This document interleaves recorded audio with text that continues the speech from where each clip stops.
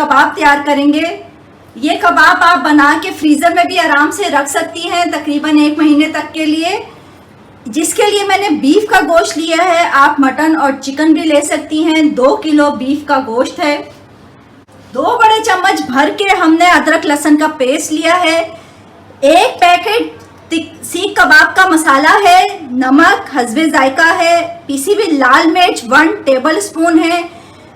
1 teaspoon काली मिर्च है और इसमें 1 टेबल स्पून चाट का मसाला है। 4 से 5 बड़े चम्मच इसमें बेसन के जाएंगे।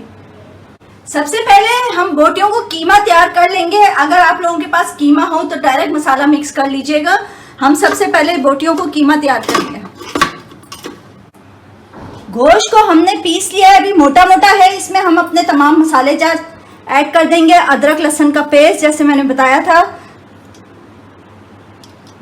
और अपना तमाम ड्राई मसाला जार जो हमने रखा हुआ था वो सब इसमें मिक्स करके इसको दोबारा हम चॉप करेंगे।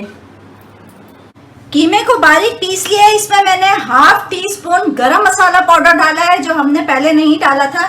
इसके साथ साथ हम इसमें शामिल करेंगे धनिया पुदीना 1 गड्डी, 3 से 4 हरी मिर्चें हैं। हरी मिर्चें आप गोश्त में मिर्चें देख के डालें, वरना लाल मिर्च कम कर दें। जो पीसी हुई लाल मिर्च हमने डाली थी तो मैं 3 से 4 ही बस डाल रही हूँ। और 3 बड़ी दरमियानी प्याज जो है ये हम चॉप करके इसमें मिक्स करेंगे।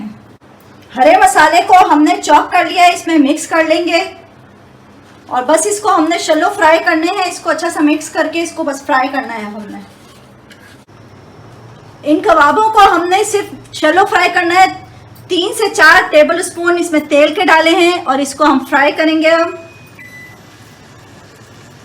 मीडियम आंच पे फ्राई करना है। तेज आंच पे करेंगे तो ये अंदर से कच्चे रह जाएंगे, तो मीडियम आंच पे बस इसको हम फ्राई कर लेंगे। हम